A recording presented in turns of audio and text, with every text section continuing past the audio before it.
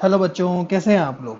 बच्चों, मैं बहुत बढ़िया हूं और उम्मीद करता हूं आप सभी बहुत बढ़िया होंगे और मन लगाकर अपनी पढ़ाई को कर रहे होंगे।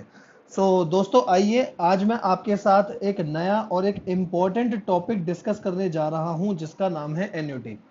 सर, जो आपने पिछली क्लास में कराया था सिंपल इंटरेस्ट, कंपाउंड इंटरेस्ट, फिर उसके बाद आपने दो एक्सरसाइज करवाई थी उसका सर रिवीजन करेंगे, बाद में करेंगे आराम से, पर पहले जो इम्पोर्टेंट चीज है ना इसको समझते हैं, एन्युटी क्या होती है। और बेटा इस चीज को बहुत अच्छी तरीके से समझना, क्योंकि आगे सीए इंटर में, सीए फाइनल में इस चैप्टर का, इस कॉन्सेप्ट का बहुत ज्यादा यूज होने वाला है। तो मैं आपके सामने पहले कोई कॉन्सेप्ट रख ही नहीं रहा, मतलब सर मैं सबसे पहले आपके सामने एक एग्जांपल रख रहा हूं, ध्यान से बात को सुनना। मैंने आपको बोला मेरा प्रिंसिपल है 5,000 रुपए, मेरा प्रिंसिपल है 5,000 रुपए, रेट है 10%, टाइम है 3 साल। ठीक है, आज मैंने 5,000 रुपए डिपॉजिट कराए हैं। पी का मतलब है आज जो डिपॉजिट कराए, रेट 10% और टाइम है 3 साल। मैंने आपको बोला मुझे अमाउंट बताओ, अमाउंट कितना होगा आफ्टर 3 ईयर्स, 3 साल के बाद अमाउंट कितना होगा। और ध्यान रखना, एन्युटी का जो भी कॉन्सेप्ट होता है ये रिलेशन में होता है कंपाउंड इंटरेस्ट के। सिंपल इंटरेस्ट से इसका कोई लेना देना ही नहीं है, तो उसी के रिलेशन में मुझे बताना। तो आपने बोला ले सर, इसमें कौन सी बड़ी बात है, अमाउंट होता है प्रिंसिपल 1 + रेट/100 की पावर n, है ना। आप सब यही करोगे। तो प्रिंसिपल है आपका सर 5,000 रुपए, 1 में रेट कितना है 10% का ना, 10/100 कर लो, और ये है 3। तो सर ये निकल कर आ गया 66,655। अब इसका मतलब समझना ये निकला क्या है। सर ये निकल कर आया है amount after 3 years, amount after 3 years. यहां तक तो कोई दिक्कत ही नहीं है, यहां तक तो कोई दिक्कत ही नहीं है। अब चीजों को ध्यान से समझो, यहीं से हमारा एक फॉर्मूला डिराइव होकर आया। अगर आपको फ्यूचर वैल्यू निकालनी है, अगर आपको फ्यूचर की कोई वैल्यू निकालनी है तो वो कैसे निकलती है, वो निकलती है प्रेजेंट वैल्यू 1 + में i⁴n। मतलब देखो, फ्यूचर वैल्यू थी मेरे वाले एग्जाम्पल में अमाउंट, क्योंकि मेरे को 3 साल के बाद पैसा मिलना था दोस्तों, आज नहीं मिलना था। प्रेजेंट वैल्यू जो आपने आज लगाया था प्रिंसिपल, आई का मतलब होता है रेट/100, ये आई का मतलब है कि सीधा डेसिमल में उसे लिख लो। याद है मैं आपको बोलता था रेट को हमेशा परसेंटेज में लिखते हैं हम, है ना। यहां पर आप आई को बोल रहे हो, ये आई बस इन डेसिमल है, इन डेसिमल, ठीक है। और यहाँ पावर चल रही है एन। तो इसी फॉर्मूले की मदद से मैं आपको बोल सकता हूँ, आपने एक फॉर्मूला बनाया फ्यूचर वैल्यू इक्वल टू में प्रेजेंट वैल्यू। इसको भी मैं एक काम करूँ, इसको भी मैं बॉक्स में डाल देता हूँ, क्योंकि मेरे लिए ये मेन चीज है। Future value equal to present value 1 + i⁴n।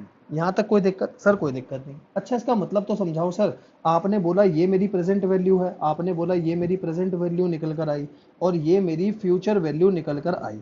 ठीक है, मैं आगे से यही नाम यूज करूंगा, फ्यूचर वैल्यू को मैं एफ वी बोलूंगा, प्रेजेंट वैल्यू को मैं पी वी बोलूंगा। तो सर इसका मतलब क्या है? इसका मतलब है जो सामान आज आप 5,000 रुपए में खरीद रहे हो, पीवी का मतलब है आज, आज आलू ले रहा हूं, आलू का एग्जाम्पल ले लो, आज आलू ले रहा हूं 5,000 में, आज आलू ले रहा हूं 5,000 रुपए में। कितने आलू? X kilo. मैंने एक्स किलो लिए, मुझे नहीं पता मैंने कितने किलो आलू लिए, पर 5,000 रुपए में लिए।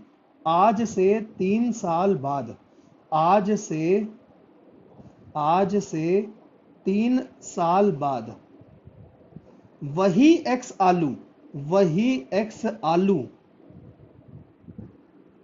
जो मेरे को 5,000 में मिले थे वो मिलेंगे 66,655 में मिलेंगे। सर ऐसा क्यों? क्योंकि महंगाई है, और उस महंगाई का रेट हमने माना है, महंगाई का रेट आपने माना है 10% का। आप मान रहे हो 10% ईच ईयर आपकी महंगाई बढ़ रही है। बस यही चीजें मेरे को आपको बतानी थी, यही छोटा सा कॉन्सेप्ट होता है, महंगाई को हम बोलते हैं इन्फ्लेशन। ठीक है, तो जिस तरीके से आप रेट ऑफ इंटरेस्ट निकालते हो कि सर अगर आज मैंने 5,000 रुपए लगाए हैं तो 3 साल बाद मुझे 66,655 रुपया मिलेगा, तो उसी से मैं कहना चाहता हूं कि अगर आज मैं बाजार में गया और मैं 5,000 रुपए के आलू लेकर आया, तो बेटा 3 साल बाद आपको 5,000 रुपए में वही आलू नहीं मिल सकता।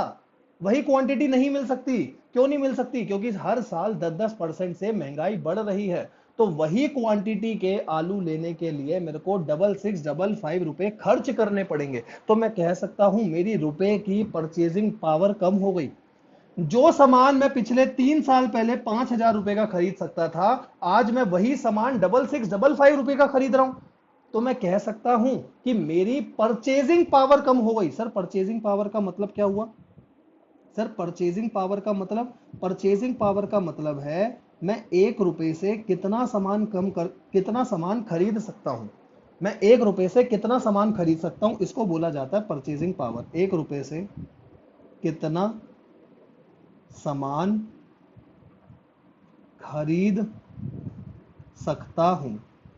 तो एक बात अगर मैं आपके सामने रखूं, चाहे इंटरेस्ट के रिलेशन में रख लो, चाहे आप आलू के रिलेशन में रख लो, मेरे को सिंपल सी बात पता है, जो मैं आज 100 रुपए में सामान खरीद सकता हूं, 1 साल बाद 2 साल बाद वही सामान 100 रुपए का नहीं मिलेगा, ज्यादा का मिलेगा। क्यों? क्योंकि मेरी परचेजिंग पावर कम हो रही है। आज जो रुपए की वैल्यू है, अगले साल में वो रुपए की वैल्यू नहीं रहेगी, क्योंकि आपका इन्फ्लेशन आ गया। आपको बात समझ आ गई? तो वहीं से हमारा एक छोटा सा फॉर्मूला बना, फ्यूचर वैल्यू इक्वल टू क्या होता है? Present value. वही जो अमाउंट का फॉर्मूला था कंपाउंड इंटरेस्ट में। अब क्या आता था आपका? Principal 1 plus rate upon 100। बस हमने रेट अपॉन 100 को आई बोल दिया, और कुछ थोड़ी ना करा मैंने कि सीधा उसे डेसिमल में ले लो। सर एक सवाल और कराओ। सर आपने कॉन्सेप्ट तो सर अच्छा समझाया, मक्खन की तरह समझाया, पर एक सवाल और कराओ। मैंने कहा लो जी। मैंने आपको बोला फाइंड पीवी, प्रेजेंट वैल्यू निकालो ऑफ 10,000 रुपए। आपको 10,000 रुपए मिलने वाले हैं फ्यूचर में, ठीक है? मैंने आगे लिख दिया रिसीवेबल। अकाउंट्स में आप पढ़ते हो रिसीवेबल का मतलब होता है डेटर, जहां से पैसा मिलने वाला है। आपको पैसा मिलने वाला है 3 साल के बाद। मैं आपसे पूछ रहा हूं जो 3 साल के बाद आपको पैसा मिलेगा, मैंने बोल दिया 10% पर एनम का इन्फ्लेशन है। तो आप मेरे को बताओ उसकी आज प्रेजेंट वैल्यू क्या होगी?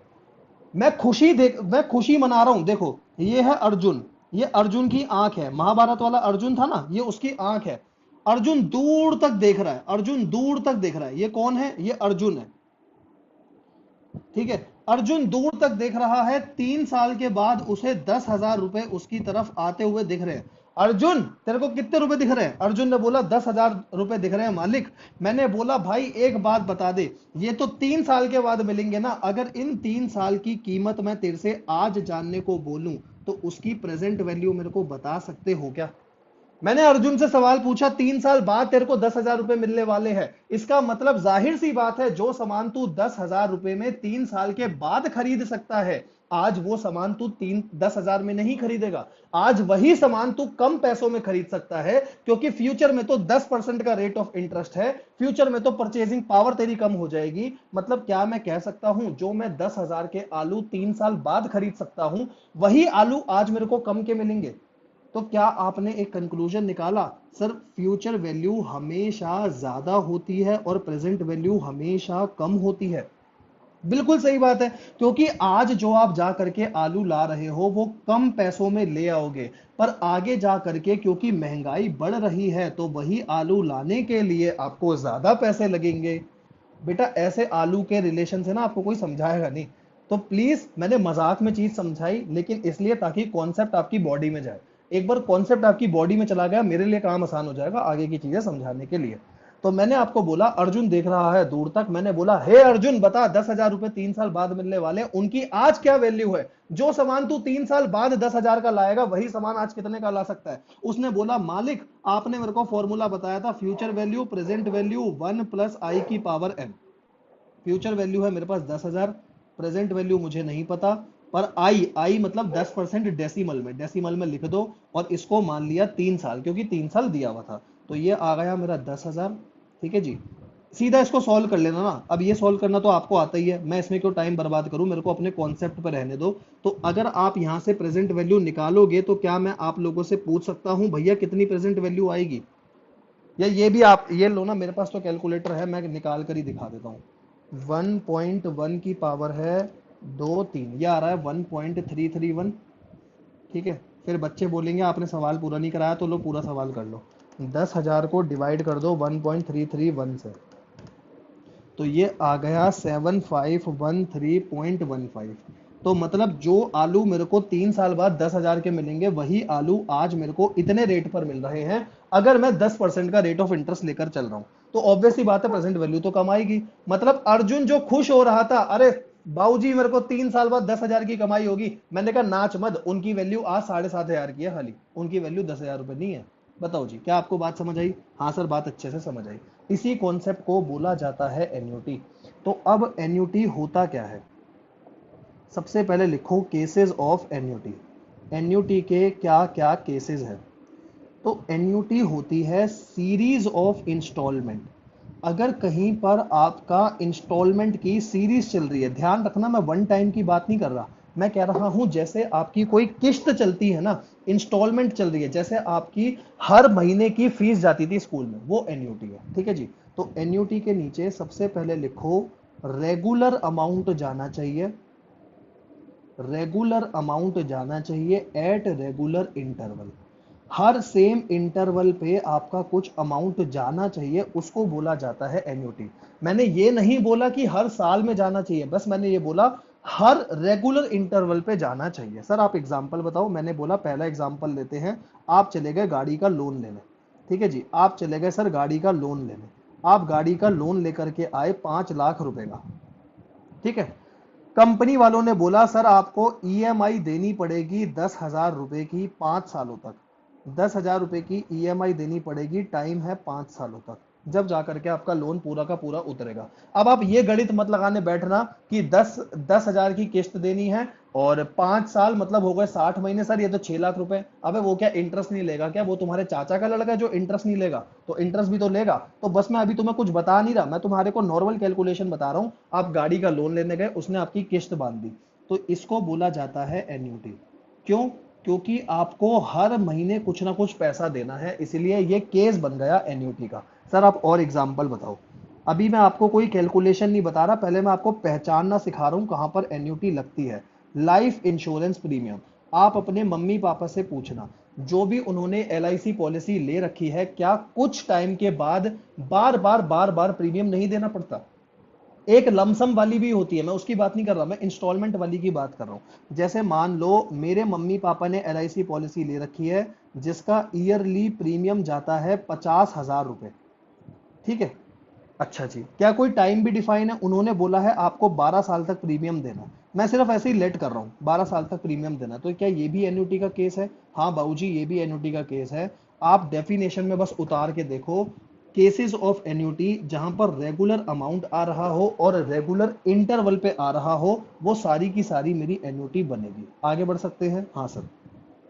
अब आप लोग इतने बड़े तो हो गए हो कि बैंक कभी ना कभी तो गए होगे।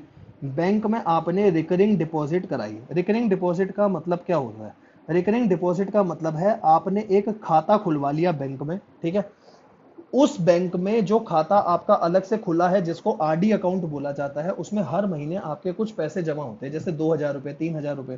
ठीक है। और साल के बाद, 2 साल के बाद, 4 साल के बाद जब वो मैच्योर होते हैं, तो आपको उतने पैसे तो मिलते हैं, साथ में आपको इंटरेस्ट मिलता है। एग्जाम्पल के तौर पर आपने 1,000 रुपए पर मंथ की आरडी करवाई।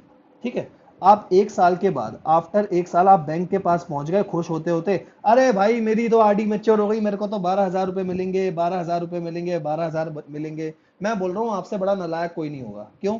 अरे भाई तुमने 1,000 रुपए महीने के दिए, 12 महीनों में आपको 12,000 मिल रहे हैं, तो फायदा क्या हुआ? फायदा होता है जब बैंक इस पे आपको इंटरेस्ट लगा करके देता है। मैंने बोला इंटरेस्ट के 3,000 रुपए और दिए, अब आपके पास टोटल कमाई आई है 15,000 रुपए। अब आपको खुश होना चाहिए। सर क्यों खुश होना चाहिए? आपने 12 महीनों तक 1,000 रुपए दिए, उस पर इंटरेस्ट लगा, आपको टोटल 15,000 रुपए मिले। तो यहां पर भी तो आप रेगुलर काम कर रहे हो, हर रेगुलर हर महीने आप 1,000 रुपए डिपॉजिट करा रहे हो। तो क्या मैं बोल सकता हूं ये भी एन्युटी का सवाल है? हाँ सर, ये भी एन्युटी का सवाल है। तो अभी मैं कोई कैलकुलेशन पे नहीं जा रहा, बस मैं आपको बता रहा हूं। आपके में से हो सकता है आप या आपके कोई दोस्त वगैरह रेंट पे रहते होंगे। तो जब आप रेंट पेड करते हो, वो भी तो आप हर महीने रेंट पे करते हो, तो क्या ये भी एन्युटी होती है? हाँ बाबूजी, ये भी एन्युटी होती है, क्योंकि एक फिक्स डेट पे आपको पैसे देने होते हैं। कईयों के घर में होगा, दूध वाला आता है और दूध वाला हर महीने के एंड में पैसा ले जाता है, या काम वाली आंटी है हर महीने के एंड में देती है। सर ये भी एन्युटी है? हाँ भाई बिल्कुल एन्युटी है। क्यों एन्युटी है? क्योंकि मैं रेगुलर इंटरवल के बाद पैसा दे रहा हूं या पैसा मिल रहा है। ठीक है। मैं आप लोगों को सीए फाउंडेशन पढ़ा रहा हूं, मैंने आपकी फीस एक बार में ले ली, एन्युटी है नहीं है? पर मैं आपको 12वीं क्लास की मैथ्स पढ़वा रहा हूं और मैं आपसे हर महीने पैसे चार्ज करता हूं, एन्युटी है? हाँ भाई बिल्कुल है। क्या आपको एन्युटी के बारे में समझ आया? सिर्फ इतनी ही केस नहीं है, मैंने एटसेट्रा डाल दिया, क्योंकि भाई मेरे को तो बस पहचान करानी थी ना कि क्या होता है और क्या नहीं होता। ठीक है जी। सर ये तो आपने बताए केसेस ऑफ एन्युटी। सर अब आप हमें बताओ एन्युटी कितनी प्रकार की होती है? Type of annuity. मैंने कहा आ जाओ जी मेरे साथ लिखो। एक होती है ऑर्डिनरी एन्युटी, ऑर्डिनरी एन्युटी। और इसी ऑर्डिनरी एन्युटी का एक नाम और होता है रेगुलर एन्युटी। रेगुलर या रेगुलर एन्युटी कुछ भी बोल सकते हो, एन्युटी रेगुलर भी बोला जाता है इसको, और कई कई जगह इसको रेगुलर एन्युटी भी बोला जाता है। अच्छा, और एक होती है आपकी एन्युटी ड्यू, एन्युटी ड्यू या एन्युटी इमीडिएट। ठीक है, एन्युटी ड्यू या एन्युटी इमीडिएट। जब बात मैं आपके साथ करता हूं ऑर्डिनरी एन्युटी की, तो ऑर्डिनरी एन्युटी का मतलब क्या होता है? इसका मतलब आप यहां पर लिख लेना, इसका मतलब होता है एंड, ऐसे लिख लेना एंड। ठीक है, और यहां लिख लेना बिगनिंग। क्यों लिखवा रहा हूं अभी सब बताऊंगा। ठीक है, अच्छा जी, ऑर्डिनरी एन्युटी में लिख लेना आम जिंदगी। भाई मैं तो ऐसे ही पढ़ाता हूँ, इसी चीज़ों से आपको समझ आएगा। आम जिंदगी। सर यहाँ क्या लिखे? मेंटोस जिंदगी। मैंने कहा हाँ भाई यहाँ लिखो मेंटोस जिंदगी। ठीक है जी। तो ये दो प्रकार की एन्युटी आपकी होती है। मैंने बोला ये दो प्रकार की आपकी एन्युटी होती है। होता है कई बार पीरियड के स्टार्टिंग में आपके पैसे जाते हैं और कई बार पीरियड के बिगिनिंग में या पीरियड के एंड में। अगर पीरियड के बिगिनिंग में आपके पैसे जा रहे हैं तो वो है मिनटोर जिंदगी। और इसको मैंने आम जिंदगी क्यों बोला है? क्योंकि अगर क्वेश्चन साइलेंट होगा, if question silent, you have to follow this approach, follow this. इसीलिए मैंने इसको बोला है आम जिंदगी में। हम ऐसा मानते हैं एन्युटी का मतलब है महीने के एंड में पैसा जाना। मैंने बोला सर एग्जांपल दो। एग्जाम्पल आया सबसे पहला लोन की रीपेमेंट।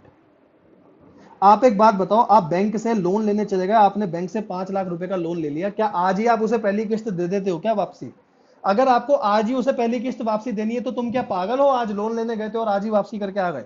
तो लोन रीपेमेंट में आप क्या करते हो? आप एंड ऑफ मंथ या एंड ऑफ ईयर आप उनको पहली इंस्टॉलमेंट देते हो। ठीक है जी। तो एंड से ध्यान रखना, पीरियड के एंड में आ रहा है, इसीलिए है ऑर्डिनरी एन्युटी। आम जिंदगी में ऐसा ही होता है भैया, मैंने कहीं से लोन लिया है, मैं आखिरी में पेमेंट करता हूं। ठीक है, मैंने आप लोगों बच्चों को पढ़ा दिया, उसके बाद आप लोगों की फीस मेरे पास आती है। ठीक है जी, ऐसे मत बोलना सर आपने तो एडवांस ले ली। अरे भाई जज्बाती नहीं होना। नॉर्मल जिंदगी में यही होता है कि काम करने के बाद पैसे मिलते हैं। मैं कहीं पर अगर नौकरी भी कर रहा हूं तो पूरा महीना हो जाने के बाद मुझे पैसे मिलते हैं। अच्छा जी, सर बात तो सही कह रहे हो। अच्छा, एक लोन हो गया, एक यहां पर लिखो रेंट पेड। मैं रेंट पेड यहां क्यों लिखवा रहा हूं पहले ही आपको बता देता हूं, यहां स्टार डाल देना। क्योंकि हो सकता है कुछ बच्चे बोले सर रेंट पेड को आपने यहां क्यों डाल दिया? क्योंकि रेंट पेड तो मेंटोस जिंदगी है। क्यों मेंटोस जिंदगी है? सर हमारे घर पे कोई बंदा रेंट पे रहने आता है, हम तो उससे आज पहला एडवांस रेंट ले लेते हैं। मैंने कहा भाई तुम्हारी बात बिल्कुल ठीक है, तुम्हारी बात बिल्कुल ठीक है। आजकल का टाइम ऐसा है, कलयुग आ चुका है भैया। किसी को रेंट पे रखने से पहले तुम बोलते हो नलायक पैसे दे, कहीं तू एक महीना रह के भाग ना जाए और हमारे पैसे ना डूब जाए। ठीक है, पर बेटा जो आपकी आईसीआई मॉड्यूल में सवाल है ना, वो सारे सतयुग वाले सवाल है। सर सतयुग वाले सवाल है मतलब आईसीआई मॉड्यूल में आपके जितने क्वेश्चन हैं उसमें वो कहता है रेंट पेड को ना यार तुम ऐसे मानो कि पूरे महीना आपके यहाँ पर बंदा रह गया और उसके बाद एंड में आपको पैसे दे रहा। तो आपकी बात बिल्कुल ठीक है कि भैया रेंट तो सर आता ही आखिरी में।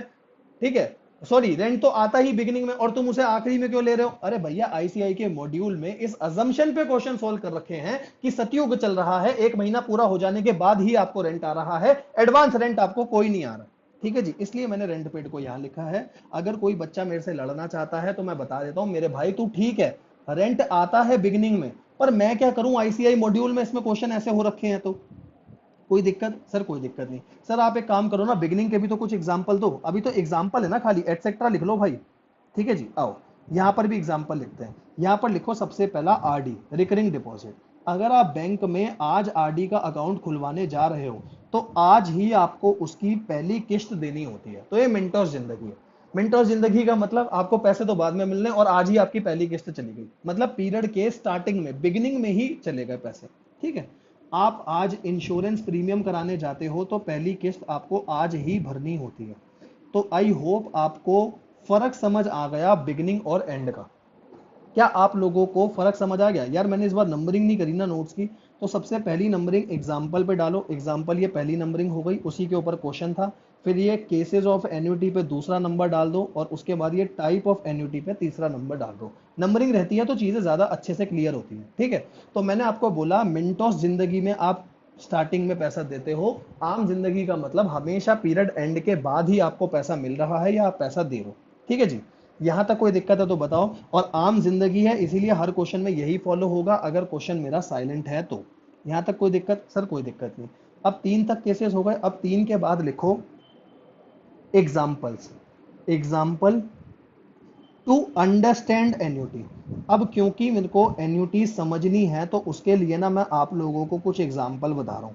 मैं सीधा आप लोगों को क्वेश्चन नहीं करवा सकता दोस्त। पहले आप समझो कि अगर आपके सामने चीजें आ जाएं तो आप उनको पकड़ोगे कैसे।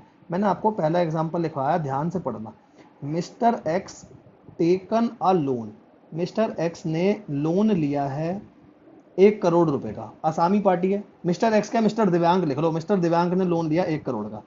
अरे पे कर दूंगा वापसी, payable in yearly instalment, payable in yearly, EMI लिख लूं?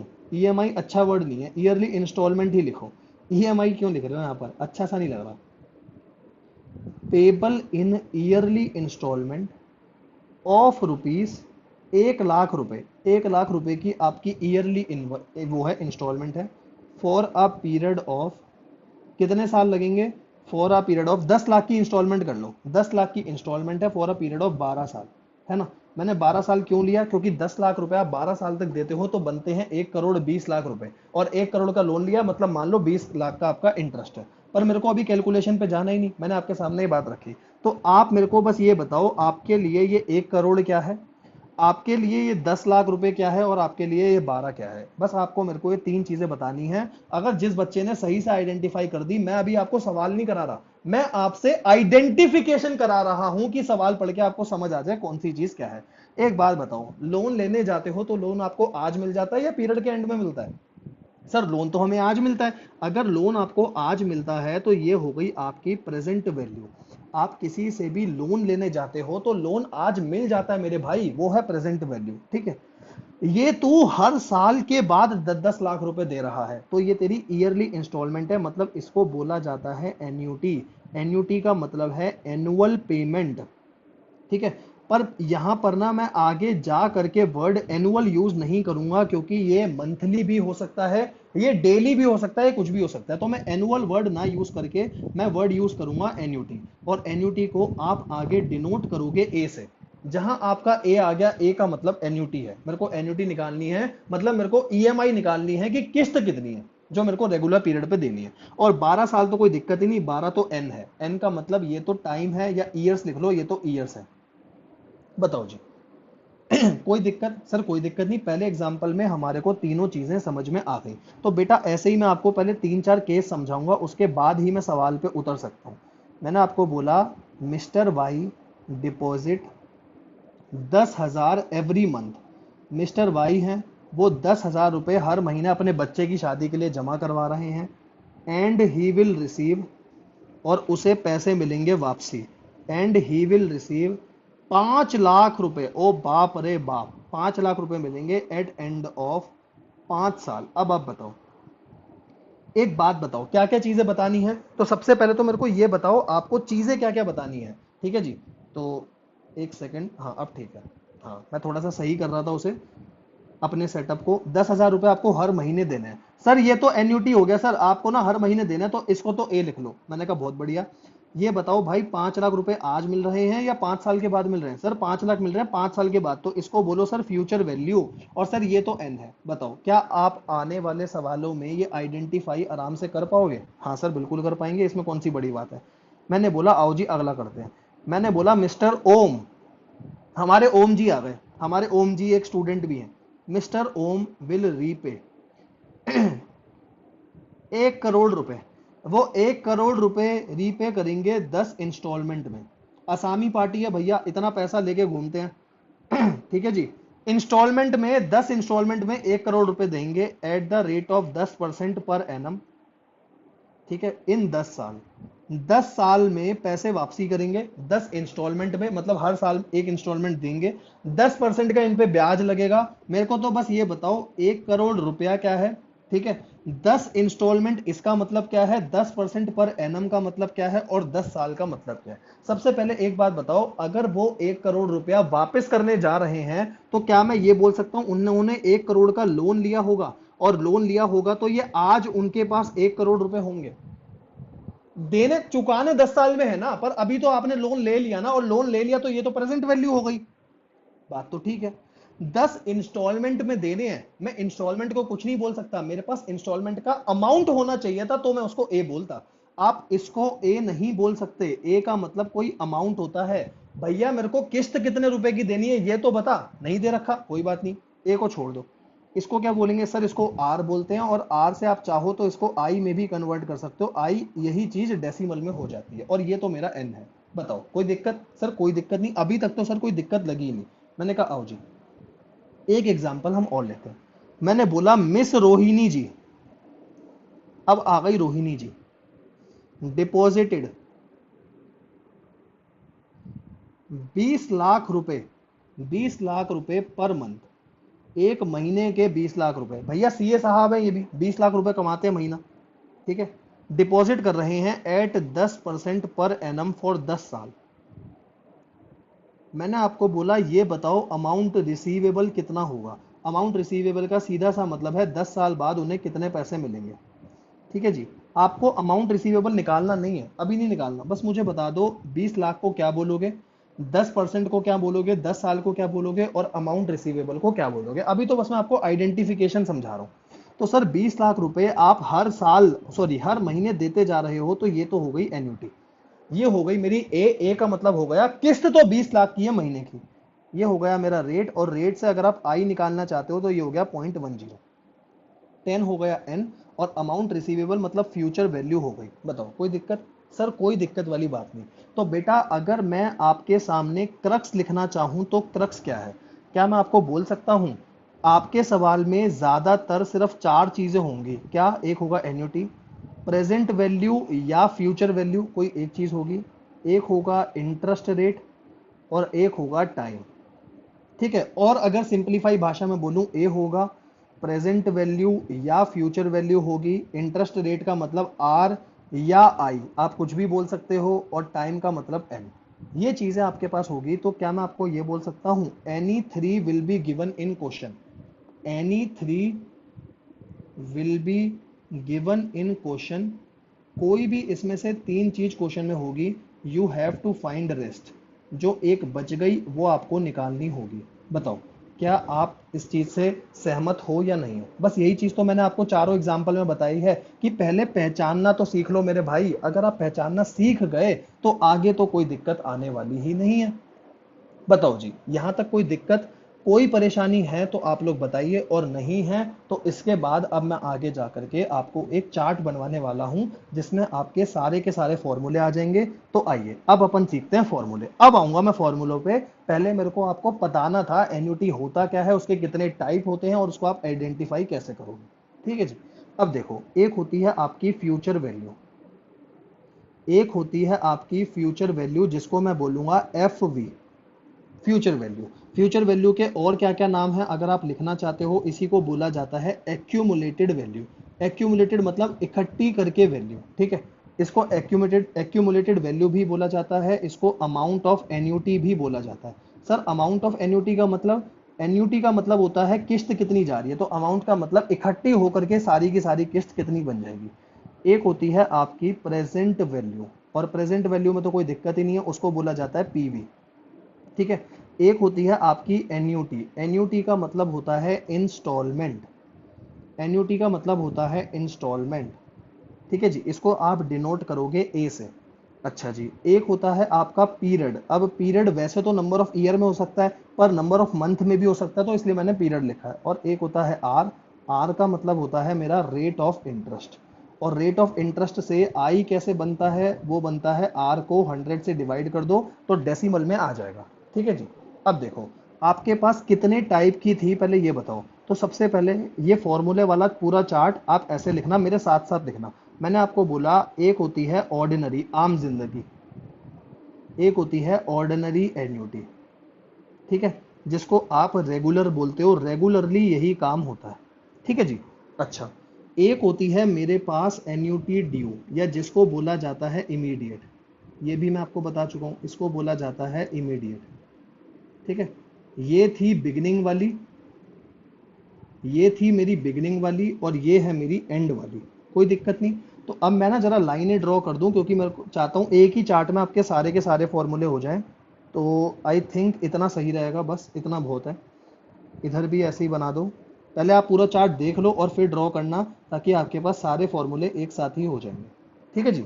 आओ, अब मैं कैसे लिखूंगा, ध्यान से देखना। मैंने आपको बोला आपको क्या क्या निकालना होता है। सबसे पहले आपको निकालनी होती है फ्यूचर वैल्यू। आपसे बस वो दो ही चीजें पूछ सकता है, या तो बोलेगा फ्यूचर वैल्यू, या वो आपको बोलेगा प्रेजेंट वैल्यू। पर फ्यूचर वैल्यू भी दो केस में हो सकती है, बिगिनिंग एन्युटी में भी और रेगुलर एन्युटी में भी। तो यही मेरा चार्ट है, बस मुझे ये चार फॉर्मूले पता होने चाहिए एन्युटी के लिए, बस यही है मेरा चार्ट। मेरा चार्ट बस इतना सा है, मेरे को चार फॉर्मूले पता होने चाहिए। अगर फ्यूचर वैल्यू कैसे निकलेगी अगर स्टार्टिंग में पैसे जा रहे हैं, या फ्यूचर वैल्यू कैसे निकलेगी अगर एंड में पैसे जा रहे हैं। ध्यान रखना सेम फॉर्मूला नहीं होता, इसीलिए अलग अलग बता रहा हूं कि फ्यूचर वैल्यू का फॉर्मूला अगर स्टार्टिंग में, पीरियड के स्टार्टिंग में पैसे जा रहे हैं तो अलग है, और पीरियड के एंड में जा रहे हैं तो अलग है। अब ध्यान से देखो फॉर्मूला क्या होता है, बस एक फॉर्मूला ध्यान से समझ लो। और एक फॉर्मूला क्या, कि हम फ्यूचर वैल्यू कैसे निकालते हैं अगर पीरियड के एंड में पैसा जा रहा है। मैं आपको बोल रहा हूं हर महीने के एंड में जाकर के मैं कुछ पैसा जमा कराते जा रहा हूं, ठीक है। मैं अपनी मम्मी के पास हर महीने के एंड में 10-10 हजार रुपए जमा कराते जा रहा हूं, तो एक साल बाद कितने पैसे होंगे अगर मेरी मम्मी उस पर मेरे को 7% का इंटरेस्ट दे रही है तो, ठीक है। तो फॉर्मूला क्या बना, ध्यान से सुनना। सबसे पहले लिखो एन्युटी कितनी है, मतलब हर महीने पैसे कितने दे रहे हो, जैसे 10-10 हजार रुपए। ये मैंने नोटेशन ऊपर लिखवा दी, किसको क्या मानना है। ए का मतलब एनुअल, एनुअल मत बोलो, इंस्टॉलमेंट कितनी है, ठीक है। अच्छा, फिर यहां आता है 1+i⁻n। 1+i⁻n करा क्योंकि कंपाउंडिंग करोगे, है ना। और यहाँ ए का मतलब अमाउंट नहीं है, कंफ्यूज मत होना। ए का मतलब है हर महीने या मेरी हर किस्त की वैल्यू क्या है, मैंने उसको कंपाउंड कर दिया। कंपाउंड करने के बाद मैं कर रहा हूं -1। -1 क्यों, क्योंकि मेरे को जाना है फ्यूचर वैल्यू पे, और इफेक्टिव रेट ऑफ इंटरेस्ट चाहिए होता है। इफेक्टिव रेट ऑफ इंटरेस्ट के लिए -1 करना जरूरी है। और इसको डिवाइड कर दो आई से। बस एक फॉर्मूला आपको याद रखना। क्या आप एक फॉर्मूला याद कर सकते हो? इसके पीछे का लॉजिक समझाने जाऊंगा तो बेटा सारी चीजें भूल जाओगे। बस एक फॉर्मूला मेरे साथ साथ बोलो। एक फॉर्मूला क्या है, मेरे को फ्यूचर वैल्यू, मेरे को फ्यूचर में कितना मिलेगा मेरे को वो निकालना। मैं कैसे निकालूंगा, तो मैं सिंपल सी बात है, ये देखूंगा मेरी किस्त कितनी जा रही है, उसे पहले कंपाउंड करूंगा। पहले किस्त को कंपाउंड करा, -1 करा, ब्रैकेट में आ गया, और डिवाइड बाय आई। आई का मतलब है जो रेट ऑफ इंटरेस्ट डेसिमल में है उससे डिवाइड कर दो। जैसे ही आपको एक ये चीज याद हो गई ना, अब देखो प्रेजेंट वैल्यू के लिए आपको कुछ नहीं करना। प्रेजेंट वैल्यू के लिए मैं यहां लिख देता हूं जस्ट रिवर्स, जस्ट रिवर्स। अब रिवर्स कैसे होगा, किसका रिवर्स, इसी का। तो ऐसे करके एरो डाल के लिख दो जस्ट रिवर्स। अब रिवर्स कैसे, बेटा आपको फॉर्मूले याद करवा रहा हूं।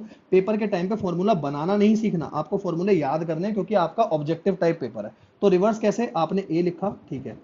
ए के बाद यहां पहले 1 आ रहा है ना, यहां पहले 1 लिखो, उल्टा चलाओ, ठीक है। बीच में माइनस है, आप भी माइनस लिख दो। आप बोलोगे सर यहाँ क्या मैं ये लिख दूं 1+i⁻n। मैंने कहा हाँ, पर क्योंकि रिवर्स है तो यहाँ माइनस लगा देना, मतलब पावर अब की बार माइनस में आएगी। कोई दिक्कत, कोई दिक्कत नहीं। और रिवर्स है, कोई दिक्कत वाली बात नहीं है, नीचे तो भाई आई ही आएगा। बताओ जी, क्या आपको याद हुआ? हाँ सर बिल्कुल याद हुआ, ठीक है। ये हो गया मेरा प्रेजेंट वैल्यू का फॉर्मूला, ठीक है। एक मैं छोटी सी चीज आपको और बता देता हूं, तो एक आप काम करना, ये कोई फॉर्मूला नहीं है, पर मैं इसी चार्ट में खत्म करना चाहता हूं, तो मैंने एक नीचे ये और बना दिया, ठीक है। कई बार फ्यूचर वैल्यू सेम वैसे ही निकाली जाएगी जैसे मैंने आपको आज की क्लास के स्टार्टिंग में बताया था कि फ्यूचर वैल्यू का अगर एन्युटी नहीं है, अगर एन्युटी नहीं है तो आप ऐसे भी निकाल सकते हो, present value 1+i⁻n if there is no annuity, मतलब किस्त नहीं जा रही, ये बात हो गई लमसम की। If there is no annuity, annuity का मतलब बार बार की किस्त नहीं जा रही, एक ही बार की खाली किस्त है, तो उसमें फ्यूचर वैल्यू नॉर्मल निकल सकती है, प्रेजेंट वैल्यू 1+i⁻n।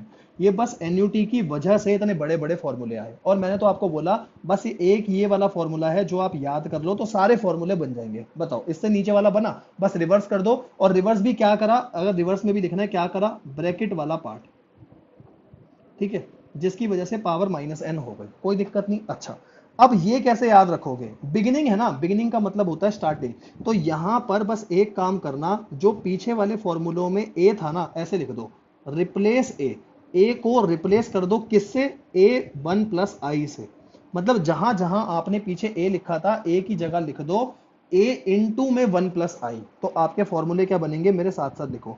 पहले a की जगह लिखा a1 + i, आप देख लो जो a था बस a की जगह 1 + i लिखा है, बाकी रेस्ट फॉर्मूला मेरा पूरा सेम चलेगा, बाकी रेस्ट फॉर्मूला मेरा पूरा सेम चलेगा।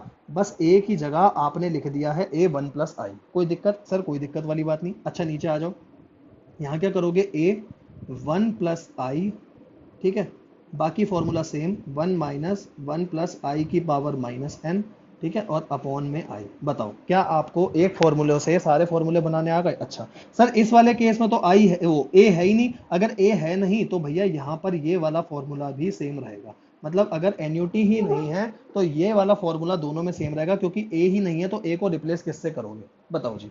अब आराम से आप चार्ट देखो और चार्ट के साथ ये नोटेशन देखो। अब ध्यान से सुनना, मैं जो बोलूंगा उसके हिसाब से मुझे बताना। मुझे फ्यूचर वैल्यू निकालनी है मिनटोस जिंदगी में, मुझे फ्यूचर वैल्यू निकालनी है मिनटोस जिंदगी में, मैं ये वाला फॉर्मूला लगाऊंगा। ये वाला फॉर्मूला क्यों लगाऊंगा, क्योंकि ये वाला फॉर्मूला है बिगनिंग का।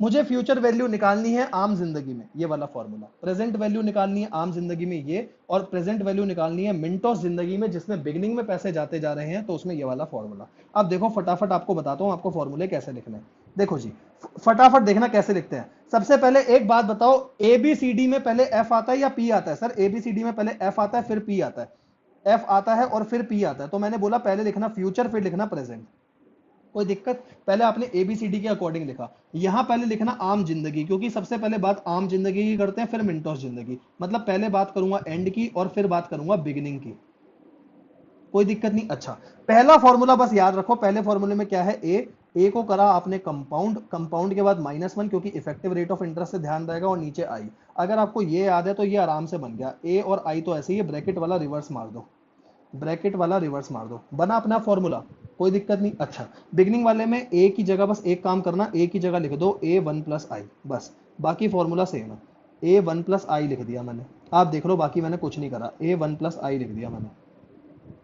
1 - 1 + i की पावर, ये लिखना नहीं है, बस ये आपको याद करने का तरीका बता रहा था। अच्छा, एन्यूटी ही नहीं है, एन्यूटी ही नहीं है, अरे कोई दिक्कत ही नहीं है, क्या करेंगे अगर एन्यूटी नहीं है तो फ्यूचर वैल्यू होगा प्रेजेंट वैल्यू 1 + i की पावर n या 1 + r की पावर n, सेम, कोई दिक्कत। तो ये मैंने आपको लो याद भी करा दिया, वो लिखने की जरूरत नहीं थी, जो हमारे नोट्स बने थे आपने अच्छे से एकदम प्रॉपर तरीके से लिख दिया।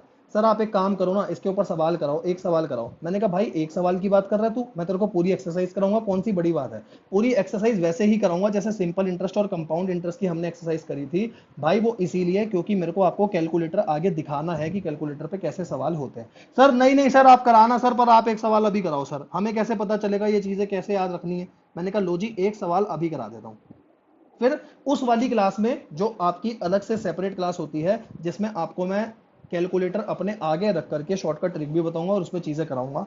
एन्यूटी की चीजें यहां समझ लो। मैंने बोला मिस्टर एक्स डिपॉजिटेड 2,000 रुपए पर ईयर, पर ईयर आप डिपॉजिट कर रहे हो कितने रुपए, 2,000 रुपए, कितने सालों के लिए, फॉर 8 साल। एक क्वेश्चन अभी करा रहा हूं बस, फॉर 8 साल एट द रेट 10%, ठीक है, 10% पर एनम, पूरा लिख लो। हाउ मच अमाउंट, मैंने आपको बोला हाउ मच अमाउंट, कितना amount he will receive, how much amount he will receive after 8 years. तो सबसे पहले आइडेंटिफिकेशन करो, 20,000 रुपए पर साल, ये क्या है, 8 ईयर क्या है, 10% पर एनम क्या है, और जो आपको निकालना है how much amount he will receive, receive 8 सालों के बाद, वो क्या है। तो 20,000 रुपए ये हो गया मेरा एन्यूटी, क्योंकि रेगुलर पेमेंट जा रही है, ठीक है। 8 साल हो गया मेरा टाइम, 10% पर एनम हो गया, अगर आई निकालोगे तो आई आएगा 0.10, और कितना मेरे को रिसीव होगा 8 साल के बाद, ये हो गई फ्यूचर वैल्यू। तो मैं बोल सकता हूं आपको फ्यूचर वैल्यू निकालनी है। अच्छा, सवाल में मैंने आपको नहीं लिख के दिया कि फ्यूचर वैल्यू है क्या होगा, मैंने आपको सवाल में नहीं लिख कर दिया फ्यूचर वैल्यू तो निकालनी है, पर भाई एक बात बताओ, ठीक है मैंने नहीं लिख के दिया सवाल में, आप क्या मानोगे। आप डिपॉजिट करा रहे हो 2,000 रुपए साल के, आपने साल के पहले दिन जमा कराए होंगे या साल के आखिरी दिन, कॉमन सेंस कहती है सर साल के पहले दिन जमा कराए होंगे, क्योंकि आरडी वारडी में आप साल के पहले दिन पैसा जमा कराते हो और ये जस्ट लाइक आरडी है ना। तो यहां पर आप कॉमन सेंस लगाना और कॉमन सेंस के अकॉर्डिंग ये आरडी का एग्जांपल बना, क्योंकि आप 2-2 हजार रुपए साल के डिपॉजिट करा रहे हो और आरडी का मतलब था बिगिनिंग में पैसा डिपॉजिट कराना। ठीक है जी। तो कहीं बिल्कुल नहीं समझ आ रहा होगा ना, तो मैं बोलूंगा भाई वो केस मेरा साइलेंट हो गया और साइलेंट में ये फॉलो करना। पर यहां पर तो ये सेम केस मेरे को आरडी जैसा लग रहा है ना, कि भाई मैं हर बार हर महीने या हर साल 2-2 हजार रुपए डिपॉजिट कराते चल रहा हूं, तो ये बिगिनिंग का सवाल बना। अब आप चार्ट देखकर बताओ, बिगिनिंग में आपको फ्यूचर वैल्यू निकालनी है। सर बिगिनिंग में फ्यूचर वैल्यू ये लगेगा, ये वाला फॉर्मूला लगेगा। आओ जी वाला फॉर्मूला लिख लें। क्या फॉर्मूला है? ए 1 + i, ठीक है, और बाकी फॉर्मूला तो सेम था, 1 + i⁻n -1/i। कोई दिक्कत? सर कोई दिक्कत नहीं। ए कितना है? ए है 2000, 1 + i वो है 0.1, इसकी पावर 8, फिर 1 + i⁻8, ठीक है ना, 1 + 0.8 की पावर, अच्छा पावर मैंने यहाँ गड़बड़ कर दी ना, यहाँ 8 नहीं आएगा, 8 यहाँ आएगा -1। बताओ कोई दिक्कत? सर कोई दिक्कत वाली बात नहीं, ठीक है। और नीचे क्या आएगा? 0.1। आप इसको सॉल्व कर लीजिए, ये बनेगा 25,158। मतलब 8 सालों के बाद आपको पैसे मिलेंगे 25,158, अगर आप साल के 2-2 हजार रुपए जमा करा रहे हो और वो भी साल के पहले दिन जमा करवा रहे हो। बताओ जी कोई दिक्कत? तो ये एक जस्ट मेरे को आपको डेमो देना था। अब इसके बाद 4C और 4D पूरी की पूरी एक्सरसाइज मैं आपको करवाऊंगा, पर उसको करने से पहले ये एन्युटी के सारे कॉन्सेप्ट जो मैंने लिखवाए हैं प्लीज वो रिवाइज करके रखिएगा। अगर आपको ये रिवाइज अच्छे से करे हुए हैं तो एन्युटी की दोनों एक्सरसाइज आगे की आपको अच्छे से समझ में आएंगी। ठीक है जी। उसके बेसिस पर जो 1-2 कॉन्सेप्ट बच जाएंगे वो मैं अपनी अगली क्लास में खत्म करके चैप्टर को ही हम खत्म कर देंगे, बस आपका एन्युटी और बचा था। ठीक है जी। तो रिवाइज भी इसमें मैं करवाऊं तो क्या करवाऊं? मैंने आपको बोला एन्युटी के केसेस कैसे होते हैं। तो आम जिंदगी और मिंटोस जिंदगी। आम जिंदगी का मतलब है पीरियड के एंड में पैसा जा रहा है, जैसे लोन की रीपेमेंट हो गई, रेंट पे हो गया। रेंट पे वैसे तो स्टार्टिंग में होता है, पर हमारी मॉड्यूल में सारी अजम्पशन ये लगा रखी है कि रेंट पेड जो होगा वो आपका एंड में होगा। ठीक है। आरडी है, जैसे साल के पहले दिन ही पैसा कट जाता है। इंश्योरेंस प्रीमियम है, साल के पहले दिन पैसा कट जाता है। एग्जाम्पल हमने समझे उसको एन्युटी को समझने के लिए। ठीक है जी, कोई दिक्कत नहीं। फिर मैंने आपको एक नॉर्मल सा चार्ट बनवाया जिसमें मैंने आपको बोला बस फ्यूचर वैल्यू आम जिंदगी में कैसे निकलती है वो याद कर लो। कैसे? एन्युटी, उसको कंपाउंड करा, -1 करा, डिवाइड बाय आई करा।